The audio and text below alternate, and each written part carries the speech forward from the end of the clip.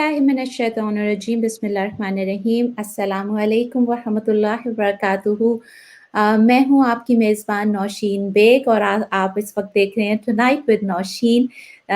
और आज का प्रोग्राम जो है हम कर रहे हैं, हमारी जो गेस्ट हैं उन्होंने जद्दा सऊदी अरब से हमें ज्वाइन किया है और उस वक्त वहाँ जद्दा के 1 बज रहे हैं और उन्होंने हमारे लिए इस वक्त टाइम निकाला है। अपनी जो है इस वक्त वो बेड पे होती हैं, आराम कर रही होती, लेकिन उन्होंने हमारे लिए ये टाइम निकाला। बहुत-बहुत शुक्रिया नौशीन अहमद। और नौशीन अहमद का मैं सबसे पहले थोड़ा-सा इंट्रोडक्शन करवा देती हूँ। Nausheen Ahmed Wasim is head of delegation division at Jeddah Chamber of Commerce and Industry. She is a remarkable woman who lost 2 of her children to cancer and is now an icon of the society. Welcome Nausheen Ahmed to our program. कैसी हैं आप? Assalamu alaikum wa rahmatullahi wa barakatuhu. I'm very fine. Everything is fine here. और मैं ठीक हूँ, आप कैसी हैं? Thank you very much for taking me to this program. Alhamdulillah, this is my pleasure that you are able to come to my program. आज का जो टॉपिक है हमारा, आपने बहुत खूबसूरत आपकी एक स्टेटमेंट है जो मैं शामिल करना चाहती हूँ उर्दू में, कि असल ताकत ईमान की कुव्वत है। हमने अक्सर सुना है, अक्सर ये जुमले सुनते हैं हम लोग, जिंदगी कभी किसी के लिए नहीं रुकती, वक्त कभी किसी के लिए ठहरता नहीं, लम्हे पल भर को थमते नहीं हैं, हवा हर लहजा चलती है, क्योंकि ये तसलसल कायम ना रहे तो जिंदगी की सांसें रुक जाएं, जिंदगी की आंखों में आंखें डालकर जीना ही जीना है, नशेब फराज तो आते रहते हैं, क्योंकि जिंदगी का दूसरा नाम तगय्युर है, कायनात का हुस्न तब्दीली में है। हम जिंदगी में आने वाली खुशियों को तो इस्तकबाल करते हैं, मगर गमों और दुखों से जल्द अज जल्द फरार चाहते हैं। हम ये क्यों नहीं सोचते, जिस परवरदिगार ने हमें जिंदगी में खुशियों भरा दिन दिखाया है, वही गमों की रात को भी खत्म करके फिर से खुशियों की एक नई सुबह रोशन करेगा। आओ हम सब लोग अहद करते हैं कि आज के बाद हम जिंदगी की तमाम तर रानाइयों और हकीकतों समेत जीना सीखें। और इसी के लिए हमने नौशीन वसीम को इनवाइट किया है, ताकि वो हमें जो है वो इसके बारे में बताएं, अपनी ज़िंदगी के बारे में बताएं। माशाल्लाह से उन्होंने जो ये मुकाम हासिल किया है, इतनी वहाँ पे एक मोहतरम मुकाम उनको हासिल है सऊदी अरब में, जहाँ पे ख़वातीन के लिए जॉब के बारे में हमने सोचते भी नहीं है कि ऐसे इनको अपॉर्चुनिटीज़ मिलती हैं। वहाँ पे तो ड्राइविंग की बात होती है कि इट्स अ बिग अनाउंसमेंट होती है कि आज ड्राइव कर रही है औरत, तो उसमें जो है हमारी दोस्त, हमारी फ्रेंड जो हैं, उन्होंने इतना बड़ा मुकाम हासिल किया, तो हम उसका जो है सीक्रेट मालूम करते हैं। क्या राज है नौशीन? नौशीन, आज बड़ी खुशी हो रही है कि नौशीन से ही बात कर रही हैं और यकीनन सब लोग इस चीज को एंजॉय करेंगे। आपने इतनी प्यारी बातें की हैं और अब कुछ कहने की जरूरत तो नहीं रही, क्योंकि आपने सब कुछ बहुत अच्छी तरह समझा दिया है। और हमें समझने की जरूरत है कि वाकई ये जिंदगी भी सिर्फ एक ही दफा हमारे पास है। इस दुनिया में भी हमने सिर्फ एक ही दफा आना है और रहना है। यहाँ से गए तो इस दुनिया में भी वापस नहीं आएंगे। तो मेरा कहने का और मुझे ये सारी बातें जो आपने कही हैं ये सबने पढ़ी होती हैं, मगर कभी कभी इंसान को इन चीजों की मिसाल चाहिए होती है। मैं भी ये बातें कह सकती थी, कोई और भी कह सकता है, आपने भी बहुत प्यारी बातें की, मगर असल बात की जब असर जो होता है वो उसकी बात का असर होता है जो उस मराहिल से गुजर चुका हो। किसी भी तकलीफ में आने का ये मतलब नहीं होता कि आपने कुछ गलत किया है या आपने, ये तो अल्लाह ताला का एक तरीका है अपने बंदे को आजमाने का, या अपने बंदे के या अपने आप को या आपको इस चीज के लिए पसंद फरमाने का। क्योंकि जब आप इस मरहले से या किसी तकलीफ से गुजरते हैं और आप फिर भी अल्लाह के शुक्रगुजार रहते हैं, तो ये बहुत सारे लोगों के लिए एक मिसाल बन जाती है। बच्चों का दुख, मैं बच्चे नहीं कहूंगी, आप पीछे मेरे देख सकते हैं, वो माशाल्लाह 24 साल और 25 साल के जवान बच्चे थे। मेरी माँ के लिए तो हमेशा बच्चे बच्चे ही होते हैं, मगर they had finished their education, they were working, और वो बड़े कामयाब थे। They were very famous in the community, क्योंकि जरा डिफरेंट स्टाइल था उनका। माँ पाकिस्तान से थी, वालिद सऊदी अरब से थे, तो वो एक अच्छा सा एक कॉम्बिनेशन सा बना हुआ था। तो उस कॉम्बिनेशन की वजह से लोकल कम्युनिटी उन्हें बहुत पसंद करती थी। लैंग्वेज पे उनको बहुत अबूर था, इंग्लिश बहुत अच्छी बोलते थे, अरबी अच्छी बोलते थे, उर्दू भी बोलते थे, तो लोग उनसे अट्रैक्ट हो जाते थे। और फिर जब उनको ये कैंसर की परेशानी हुई, और वो भी एक बहुत ही रेयर टाइप के कैंसर की, जिसकी कोई डायग्नोसिस नहीं थी, जिसके कोई ट्रीटमेंट नहीं थे, वी ट्राइड आवर बेस्ट। हम एमडी एंडरसन तक भी गए और वहां पर हम उन बच्चों का ट्रीटमेंट भी हुआ। मगर अल्लाह की जो मर्जी थी, वो अल्लाह ताला ने जिस अंदाज से पूरी करनी थी, वो अल्लाह ताला ने की। हम इंसानों का मकसद ये होता है दुनिया में आने का कि हम सिर्फ और सिर्फ अल्लाह की फर्माबरदारी करें, और अल्लाह ताला के जो भी अहकाम है उनको माने, और अपने दूसरे जो इंसान हैं उन लोगों के लिए एक मिसाल बने। तो जब ये चीज मेरे साथ हुई, और मुझे क्योंकि देखिए ना, मेरा जो दुख है वो ऐसा है कि कोई अमीर, कोई गरीब, कोई बुरा आदमी, कोई अच्छा आदमी, कोई बे औलाद, कोई औलाद वाला, ये किसी के लिए भी ये गम जो है वो किसी से भी छुपा हुआ नहीं है। हर इंसान इस गम को समझ सकता है। तो मुझे ये गम बताने की जरूरत नहीं कभी पड़ी, क्योंकि मुझे पता है कि जो भी ये बात सुनता है, उसको उसको इस बात का एहसास होता है। तो अब और फिर जिन पे नहीं गुजरी होती, वो इन सिचुएशन से बहुत डर जाते हैं। तो जिन पे गुजरी होती है, उनका फर्ज बनता है कि वो अल्लाह ताला के इस ईमान को, और अल्लाह ताला की इस आपके अंदर जो अल्लाह ताला ने एक ताकत दी है, उसको सामने लाएं, और लोगों के लिए मिसाल बने। तो मिसाल बनने का यही मतलब होता है कि अल्लाह पे भरोसा करें। और देखिए ना, सूरत अल बकरा की जो आखिरी आयत है, उनमें अल्लाह ताला ने कितना बड़ा वादा किया है कि वो हम पे हमारी ताकत से ज्यादा परेशानियां नहीं डालेगा। उसने हमसे वादा किया है कि वो हमारी गलतियों को और हमारी खताओं को नहीं काउंट करेगा। उसने हमसे वादा किया है कि वो पुरानी कौमों की तरह हमसे बाज पुर्स नहीं करेगा। और उसने हमसे वादा किया है कि हमारी ताकत से ज्यादा हमारी परेशानी नहीं होगी, और फिर हमें माफ भी फरमाएगा। तो इतने सारे उसने हमसे वादे किए हैं। तो इन सब चीजों को देखते हुए हमारा इतना तो फर्ज बनता है कि हम उसकी रजा में खुश रहें और राजी राजी रहें। सुभान अल्लाह, सुभान अल्लाह। आपके मुँह से सुन के इतना खूबसूरत लग रहा है सब्र का, और जिस तरीके से 2 बच्चों को खोना, और वो माँ ऐसे इस सब्र की बात करती है। इट्स अ बिग थिंग, इतना आसान नहीं है जो जो लोग इस तकलीफ से गुज़रे हैं, और अल्लाह ना करे ऐसी तकलीफ से किसी से किसी को भी सामना करना पड़े। जैसे आप इतने स्ट्रॉन्ग, जैसे आपके आपके लिए बहुत सारे माशाल्लाह नौशीन कमेंट्स आए हैं। और आपने अभी जो बाइलिंगुअल की बात की है, तो अब अभी मोहम्मद अपने बेटे को आवाज़ दे रही थी, तो इतना अच्छा लगा जी, कि वो उर्दू में भी है, इंग्लिश में भी है, और फिर अरबिक में है माशाल्लाह। That's a beautiful combination. Thank you Nausheen. बच्चे एक दफा में सुनते नहीं है ना, तो उनको 3 दफा तो कहना ही पड़ता है। तो मैं कहती हूँ 3 लैंग्वेजेस में कह देते हैं।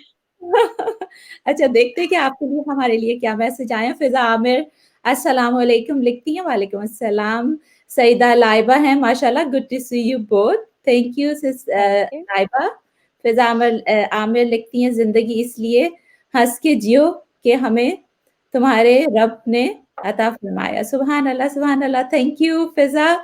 हमारे भाई हैं आतिफ खान, उन्होंने जॉइन किया माशाल्लाह, great discussion. Thank you so much Atif.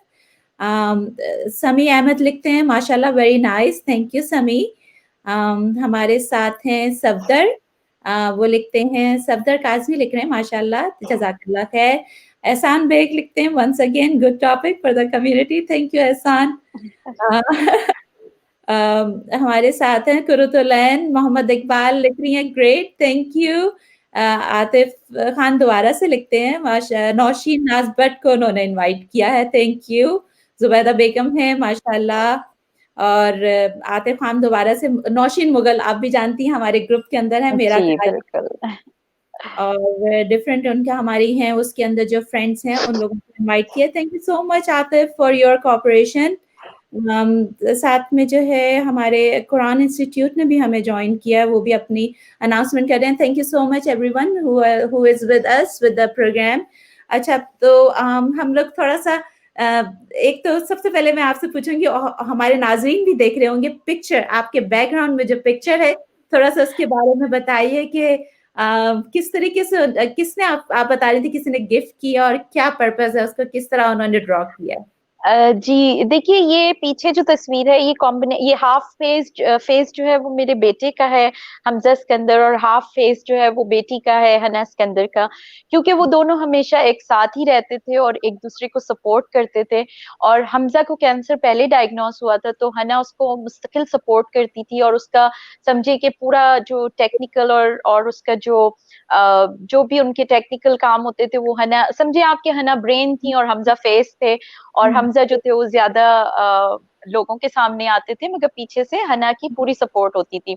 तो जब उनका इंतकाल हुआ है, और एक मोटिवेशनल उनकी स्पीकर्स भी थे, वो मोटिवेशनल स्पीकर्स भी थे। तो वो अक्सर यूनिवर्सिटीज में जाके जो है स्पीचेस देते थे। तो एक दफा उनको एक यूनिवर्सिटी में बुलाया गया था कि हमजा और हना को देखें कि उन्होंने अपने ड्रीम्स कैसे पूरे किए। उस वक्त तक हमजा जो थे वो रिकवर हो चुके थे अपने कैंसर ट्रीटमेंट से, और हना जो थी वो बिल्कुल सेहतमंद थी। तो ये दोनों अपने अपनी एक यहाँ की यूनिवर्सिटी है वहां गए थे। तो हम्म, वहां पे एक तस्वीर को कंबाइन किया गया था, और उनके इंतकाल के बाद, उन बच्चों के दोनों के इंतकाल के बाद ये एक आर्टिस्ट हैं जिन्होंने पेंट करके और मुझे भिजवाई थी कि हमजा और हना, उसमें नीचे लिखा हुआ भी है कि वो इस दुनिया से चले गए मगर वो हमारे दिलों में हमेशा रहेंगे। तो इट्स अ कॉम्बिनेशन ऑफ, क्योंकि वो दोनों, it was a very rare story of siblings, कि मतलब इंसान की मोहब्बतों के बहुत किस्से आपने सुने होंगे, मगर बहन भाई की इस मोहब्बत का किस्सा जो है ना, वो मेरे ख्याल से मेरे लिए भी कभी कभी मैं बहुत सरप्राइज हो जाती हूँ कि एक बहन जो है वो अपने भाई से, और एक भाई अपनी बहन से इतनी मोहब्बत कैसे कर सकता है।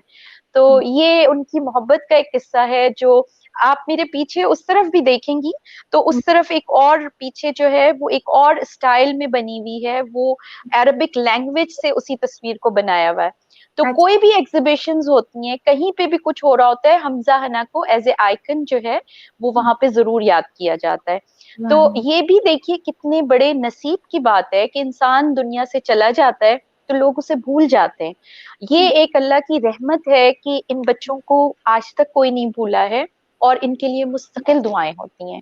तो इस पे भी हमें हमेशा शुक्र अदा करना चाहिए कि उन बच्चों को हमेशा याद रखा जाता है। नौशीन, माशाल्लाह मैं आपको इस बात में क्रेडिट देती हूँ कि जिस तरीके से आपने उनका एटीट्यूड, क्योंकि यूजुअली ये होता है कि कैंसर पेशेंट जो हैं जैसे डिफरेंट सेंटर्स बनाते हैं, हॉस्पिटल्स बनाते हैं, इस बारे में जो उनका ज़्यादा रुझान होता है। लेकिन मैंने जो नोट किया है कि जो आपकी पॉजिटिविटी है, वही उन दोनों बच्चों में भी थी, कि उन्होंने जो हम खुद एक सेंटर होते हैं, हम खुद एक सेंटर होते हैं, हमें किसी सेंटर की जरूरत नहीं होती। मैंने बच्चों को भी यही सिखाया था कि आप खुद एक मरकज हो।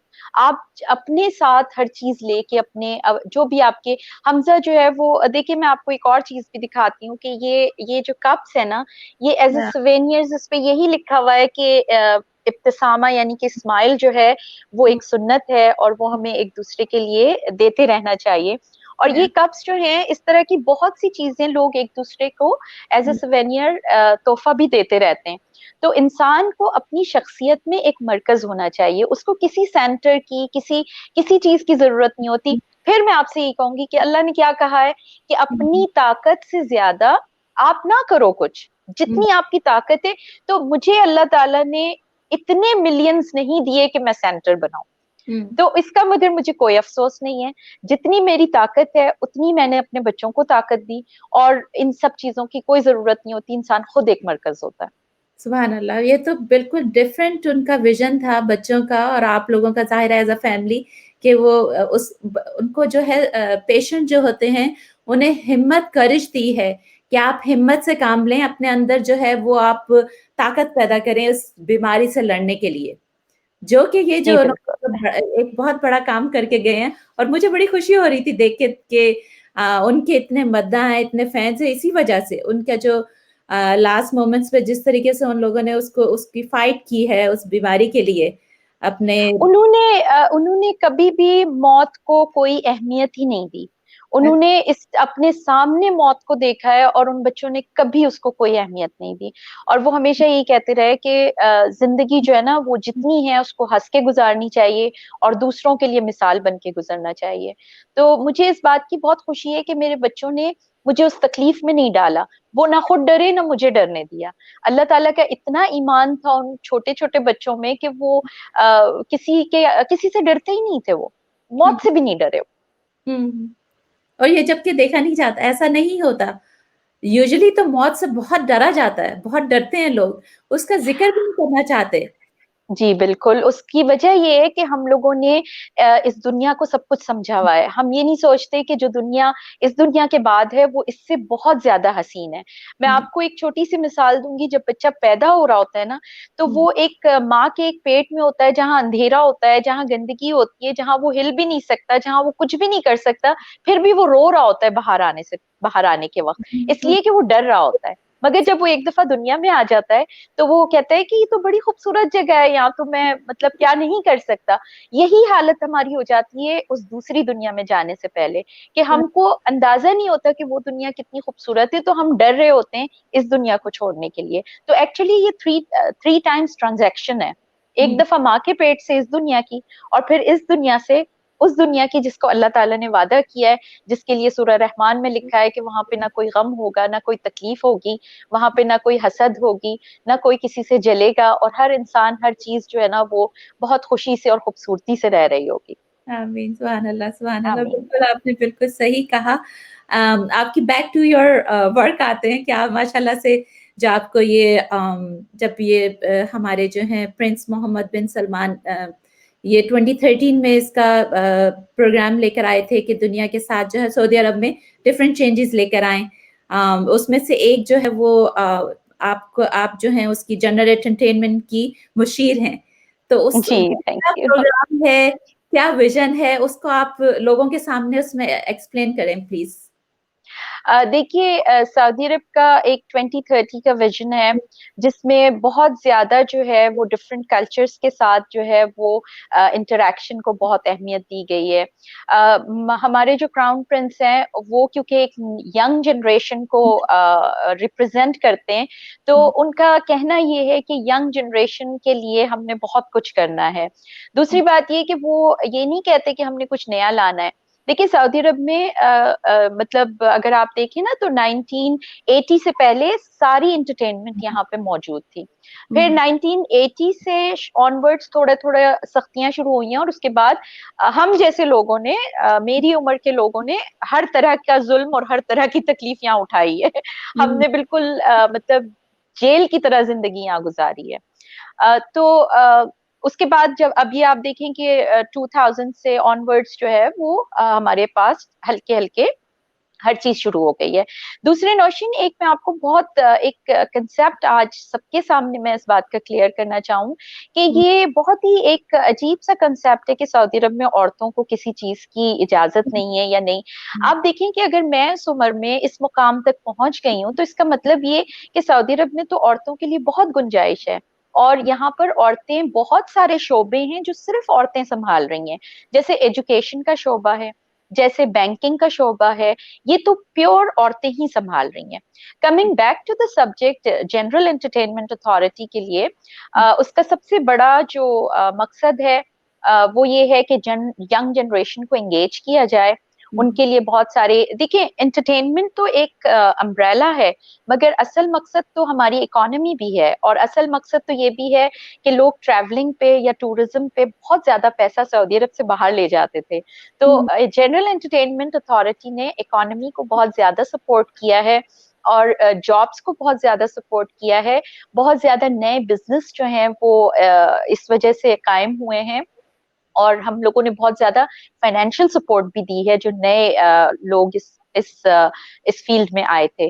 तो अब हमने 3 साल में, तकरीबन 4 साल में ऑलमोस्ट एक जैसे एजो एंटरटेनमेंट का एक जो पीरियड था जिसमें हम लोगों को एजुकेट भी कर रहे थे, क्योंकि यहाँ पे लोगों को एंटरटेनमेंट ना करना आता था ना एंटरटेनमेंट देखना आता था। तो हम लोगों ने एजो एंटरटेनमेंट का एक 4 साल का अरसा गुजारा है, जिसमें हमने इन लोगों को वेन्यू से में घुसना और वेन्यू से बाहर निकलना भी सिखाया है। तो आप सोच सकती हैं कि यहाँ पर बिल्कुल भी लोगों को ये भी नहीं पता था कि कोई अगर वेन्यू है तो उसमें कैसे जाएंगे और कैसे बाहर निकलेंगे।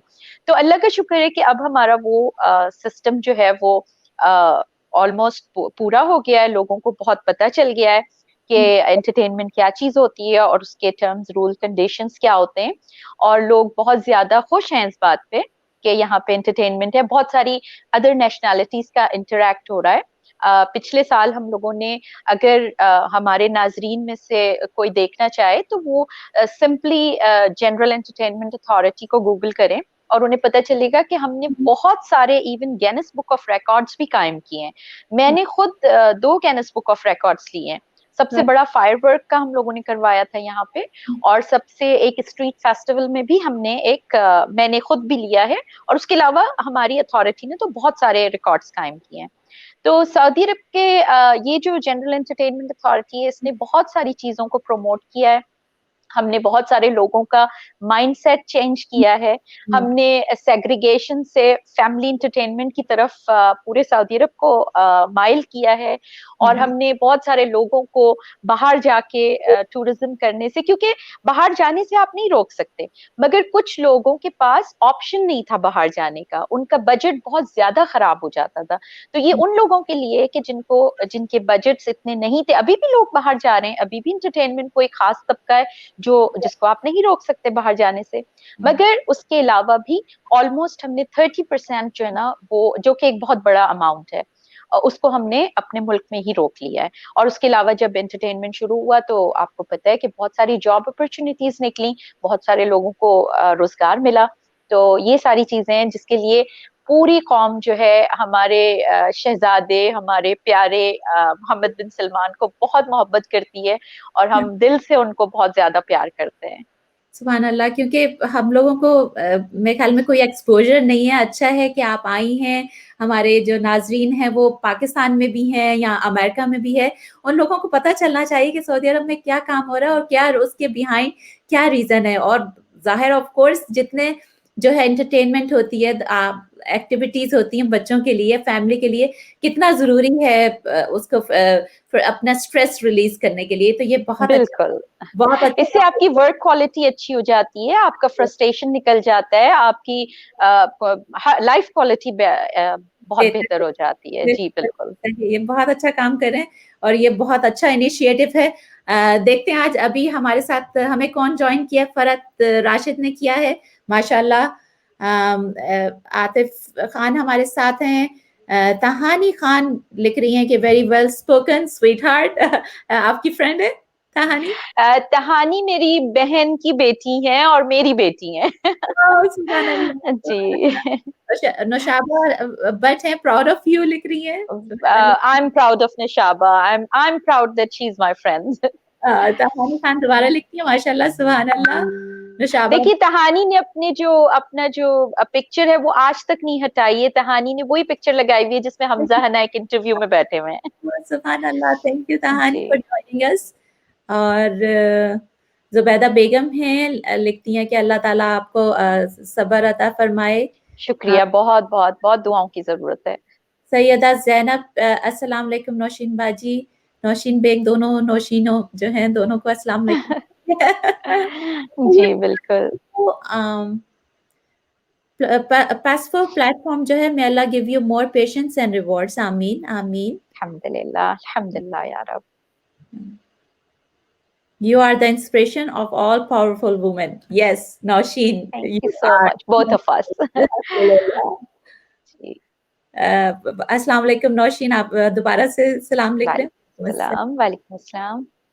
अच्छा, मेरा आपसे क्वेश्चन है, लोग जानना चाहेंगे नौशीन कि आपने सऊदी अरब जो है वो आपने कैसे अपनी बचपन की यादें और आपका जो है बिगनिंग ऑफ द जो वहाँ पे, क्योंकि मेरे ख्याल में आपने मास्टर जो है यूनिवर्सिटी ऑफ कराची से किया है, राइट? जी हाँ, जी हाँ, मैंने बैचलर्स ऑफ इकोनॉमिक्स वहां से किया और बैचलर्स ऑफ एजुकेशन वहां से किया, और फिर एक बैचलर्स जो है वो लंदन से किया है क्राउड मैनेजमेंट में। सुभान अल्लाह। और जी। उसके बचपन की यादों जी। की बात हो जाए कि आपके घर का माहौल कैसा था, कैसा वक्त गुजरा आपके बचपन का? बचपन बहुत प्यारा गुजरा, बहुत अच्छा गुजरा। देखिए, हम लोगों को तकलीफों में और दुखों में फर्क करना नहीं आता। तो हम्म, मैं ये कहूंगी कि मैंने बचपन में कभी कोई तकलीफ नहीं देखी, हाँ दुख थोड़े उठाए हैं। दुखों से मुराद ये होता है कि जब आपके पेरेंट्स साथ ना रह रहे हों तो आपको दुख होता है, या इस किस्म की। तो ये, मगर तकलीफें कभी नहीं उठाई। तो बच्चों को तो ये होता है ना कि हर चीज उनको मिले, फरावानी हो हर चीज की, तो वो खुश रहते हैं। तो हम्म, अल्लाह का शुक्र है, मेरे वालिद साहब हमेशा सऊदी अरब में होते थे, मैं कराची में होती थी अपनी वालदा और अपने घर बहनों के साथ, भाइयों के साथ। हम्म, फिर ऐसा हुआ था नशाबा के, मुझे ज्यादा याद नहीं है, मगर मुझे इतना पता है कि फिर हमारे पेरेंट्स की सेपरेशन हो गई थी। हम्म, तो वहां पर एक वक्त ऐसा आया कि हम सब बच्चों को जो है वो मतलब किसी ने हमें जोर तो नहीं दिया था, मगर हमने खुद ही फैसला किया। और मुझे लगा कि मेरे वालिद जो हैं वो सऊदी अरब में बिल्कुल अकेले हैं। तो हम्म, 12 साल की उम्र में मैंने ये फैसला किया कि मैं अपने वालिद साहब के साथ रहूंगी। तो जाहिर सी बात है कि पाकिस्तान में सारे रिश्तेदार थे। पाकिस्तान की 88 की लाइफ बहुत खूबसूरत थी। कराची इस वक्त बहुत अपने एक बहुत प्यारे फेज में था। हम हम्म, लोग वहाँ बहुत एंजॉय करते थे। और as compare to Karachi, Jeddah कुछ भी नहीं था। जद्दा में कोई किसी किस्म की कोई फैसिलिटीज नहीं थी। इवन उस जमाने में घर भी इतने अच्छे नहीं बने हुए होते थे। काफी मतलब कंस्ट्रक्शन भी उस वक्त शुरू हुई हुई थी। वालिद साहब मेरे यहीं पे होते थे। हम्म, मगर बस मुझे लगा कि मेरे वालिद अकेले हैं और बाकी सब बच्चे अम्मी के साथ होते हैं। तो मुझे लगा कि नहीं, मुझे उनके साथ रहना चाहिए। तो कराची के दोस्तों की मोहब्बतें, कराची के रिश्तेदारों की खुलूस, कराची के मतलब मेरे सारे रिश्तेदार परेशान थे कि बच्ची इस उम्र में सऊदी अरब जाके क्या करेगी। और वो मगर बस वो एक वालिद साहब की एक ऐसी मोहब्बत थी कि बस उसमें मैंने सब कुछ छोड़ दिया, और कराची की प्यारी सी जिंदगी, अपने दोस्त अहबाबों की मोहब्बत, अपने रिश्तेदारों का खुलूस, अपनी एक अपना बहुत खूबसूरत स्कूल, अपने बहुत अच्छे दोस्त, और मैं वाकई बहुत मैंने उनको बहुत मिस किया। मगर फिर मैं 12 साल 13 साल की उम्र में जद्दा आ गई अपने वालिद के पास। यकीनन यहाँ की जिंदगी जैसे उन लोगों ने मुझे बताया था एग्जैक्टली उतनी ही तकलीफदेह थी। किसी किस्म का कोई एंटरटेनमेंट नहीं था। टीवी पे हमारे पास सिर्फ दो चैनल्स होते थे, एक इंग्लिश और एक अरबिक। और हम्म, उस इंग्लिश चैनल पे इतनी पुरानी मूवीज होती थी, वो भी इतनी ज्यादा कटी हुई होती थी कि आपकी कुछ समझ नहीं आता था कि आप क्या देख रहे हैं। स्कूल में फिर ज्यादातर दिल लगाते थे, और ये होता था कि एजुकेशन पे जोर दें, स्कूल में जाएं। और मेरे वालिद साहब और मैं जो है सुबह में निकलते थे, वो मुझे स्कूल छोड़ते थे, आप खुद काम पे चले जाते थे। हम्म, दोपहर में वो मुझे लेते थे, हम दोनों घर आके एक दूसरे की मदद करते थे, एक दूसरे तो का ख्याल रखते थे। इस तरह से जिंदगी तकरीबन 12th ग्रेड तक इसी तरह गई। 12th ग्रेड पे जो है वो उस वक्त तक यहाँ सऊदी अरब में हम जैसे स्टूडेंट्स के लिए कोई यूनिवर्सिटीज नहीं थी, कुछ भी नहीं था। वालिद साहब ने बड़ी सख्ती से मुझसे कहा कि अब आपने या तो पाकिस्तान जाना है या लंदन जाना है, या क्योंकि यहाँ एजुकेशन नहीं है, मैं आपको ऐसे घर पे नहीं छोड़ सकता बगैर किसी मकसद के। हम्म, तो मैंने उनसे कहा कि आप मेरी शादी कर दें। तो मुझे शादी का बड़ा शौक था। तो उन्होंने कहा कि भाई हमारे खानदान में इतनी छोटी उम्र में नहीं होती शादियां। मैंने कहा नहीं जी, आप कर दें, मैंने आपको नहीं छोड़ना है, आपके साथ ही रहना है। तो बस फिर वो जो भी उस वक्त वालिद साहब के दोस्तों में जो रिश्ता उस वक्त मौजूद था, और जो मेरा नसीब था, उसमें मेरी शादी हमजा और हना के वालिद साहब से हो गई। और फिर ये मैं बता रही हूँ आपको, 3 साल की उम्र थी जिस वक्त मेरी शादी हुई है। और बस वो एक फेज खत्म हुआ पाकिस्तान में, इस बीच में बिल्कुल भी नहीं जा सकी, क्योंकि मैंने आपको बताया था कि पेरेंट्स के हमारे कुछ प्रॉब्लम्स थे, तो वालिद साहब नहीं गए तो मैं भी नहीं गई उनकी वजह से। और इतने अरसे में मैंने जो सबसे तकलीफ दे चीज थी वो ये कि मैंने अपनी वालिदा को नहीं देखा था। और मैं ये सोचती थी कि शादी के फौरन बाद जो है ना बस मुझे आजादी मिलेगी और फिर मैं अपनी वालिदा। मगर फिर हुआ ये कि 1 साल में ही हमजा इस दुनिया में आ गए। और हमजा के साथ ऐसा था कि ये कैंसर तो ये बहुत बात की बात है, मगर हमजा जो थे वो कंजेनिटल हार्ट डिजीज के पेशेंट भी थे। और जाहिर सी बात है कि उनकी हालत ऐसी थी कि उनको ना वो सफर पे जा सकते थे, ना वो किसी और किस्म की, तो उनको देखने भालने में फिर वो एक नया एरा शुरू हो गया। तो मैंने अपनी जिंदगी को इसी तरह से डिवाइड कर दिया है कि 6 से 16 एंड देन 17 to 27, फिर 28 to 38, इस तरह से मैंने डिवाइड किया हुआ है। तो अभी फिलहाल ये पहला एरा है जो मैंने आपके साथ शेयर किया। मगर ये कि यहाँ का बचपन कोई खास ऐसा नहीं था। दोस्तों की अम्मियों ने बहुत प्यार दिया। मैं हमेशा मतलब मैं बल्कि इस बात का शुक्र अदा करती हूँ कि वक्त जो भी हालात थे उसकी वजह से मेरी वालिदा मुझसे छूटी, मगर मुझे बहुत प्यारी प्यारी अम्मियां यहाँ मिली। सारी मेरी जो क्लास फेलोज थी उनकी वालिदाएं मुझे बहुत प्यार करती थी। बल्कि मेरी दोस्तें कहती थी कि तुम्हारी वजह से हमारी जिंदगी बहुत मुश्किल में आ गई है, क्योंकि अम्मी तुम्हारी मिसालें देती रहती हैं कि देखो वो बिन माँ की बच्ची कितनी अच्छी है। तो मेरी सारी दोस्तें मुझसे परेशान थी, कहती थी तुम्हारी वजह से हमारी जिंदगियां परेशान। सुभान अल्लाह। तो इस तरह से बचपन गुजरा और बहुत प्यारी प्यारी अम्मियां मिली जिन्होंने बहुत गाइड किया, बहुत कुछ सिखाया। अल्लाह ताला उनको जन्नत नसीब करे। और उनमें से बहुत सारी अम्मियां अब नहीं हैं इस दुनिया में, मगर वो मेरी दुआओं में हमेशा रहेंगी। नौशीन, क्योंकि आपकी नीयत अच्छी थी, आपने अपने अपने वालिद साहब की केयर के लिए आपने सारे जो है ये स्टेप बाय स्टेप लेती रही, उनको अकेला नहीं छोड़ना चाहती थी। इसी वजह से अल्लाह ताला ने आपके लिए इतने अच्छे लोग भेजे। और अल्हम्दुलिल्लाह। और ये हम आपके बचपन की आपका इंट्रोडक्शन करवा रहे हैं लोगों को। और नेक्स्ट प्रोग्राम में हम बात करेंगे आफ्टर शादी बच्चे, जब हमजा की और हाना की और आपका ये जो सफर था एजुकेशन का, उसकी बात करेंगे इंशाल्लाह ताला। और थैंक यू सो मच। ये और साथ में नौशीन, जो आपका सबसे बड़ा फेज, जो सबसे ज्यादा मुश्किल का वक्त था, वो बच्चों की जब ये डायग्नोज हुआ था, फिर आप टेक्सास भी आई ट्रीटमेंट के लिए, ये सब बातें हम नेक्स्ट प्रोग्राम में नौशीन के साथ लेकर आएंगे। आप अभी आज के प्रोग्राम में कोई मैसेज देना चाहती हैं नौशीन? देखिए, मैं सबसे अच्छा मैसेज आपको सब लोगों को ये देना चाहती हूँ कि आपके ऊपर कोई भी मुसीबत पड़ी है, आपके ऊपर किसी भी किस्म की कोई भी चीज है, आप ये ना समझें कि आप दुनिया की धोखेबाजी से बच जाएंगे। नहीं, दुनिया में बहुत से लोग हैं जो आपको इस हालत में भी धोखा देने की कोशिश करेंगे। वो मॉरल धोखा भी हो सकता है, वो फाइनेंशियल धोखा भी हो सकता है। इस वजह से जब हम पे कोई मुसीबत पड़े तो हमको अपने हवास जो हैं और अच्छी तरीके से कायम रखने चाहिए, क्योंकि हमें कमजोर देख के अक्सर लोग इस चीज का फायदा उठाते हैं। तो और आपका ईमान, असल चीज ये कि आपका ईमान खराब कर देते हैं। तो जब भी कभी कोई मुसीबत पड़े तो उसमें जो है ना आपने सिर्फ ये कहना है कि इन्ना लिल्लाहि व इन्ना इलैहि राजिऊन, कि जो चीज और ये सिर्फ किसी की मौत के लिए नहीं है, ये किसी भी सदमे के लिए, ये किसी भी चीज के लिए है कि जो चीज भी है वो जिसकी है वो उसके पास चली गई। तो वो आपकी भी कोई चीज होगी तो वो आपके पास आ जाएगी। तो इस तरह से आपको जो है ना वो कोई भी तकलीफ हो या कोई भी, उसमें आपने जो है ना अपने आप को और ज्यादा अल्लाह ताला की तरफ माइल करना है, और उसमें आपको बहुत सुकून मिलेगा। और अपने आप को खुश रखना है, और ये इस बात को नहीं भूलना है कि अल्लाह ताला आपसे बहुत मोहब्बत करता है। इस चीज को बिल्कुल नहीं भूलना। तो मैं यही मैसेज देना चाहूंगी कि जब भी कोई गम पड़े ना, बस अपना क्राउन ठीक कीजिए और कहिए कि भाई अल्लाह तो हमसे बहुत प्यार करता है। एक मरतबा उसका हमजा का कप हमें दिखाइए कि उस पे क्या लिखा हुआ है, अबाउट स्माइल। जी, इसमें अरबी में ये लिखा हुआ है कि जो इस्माइल है वो एक सुन्नत है, और उसको एक दूसरे में बिखेरना चाहिए। तो ये हमजा साहब थे और ये हमजा साहब का कप है, और इसको हना ने डिजाइन किया था। और ये अक्सर लोग इवन हॉस्पिटल में एक दूसरे को जब देखने भी जाते हैं तो ये एज ए गिफ्ट लेके जाते हैं।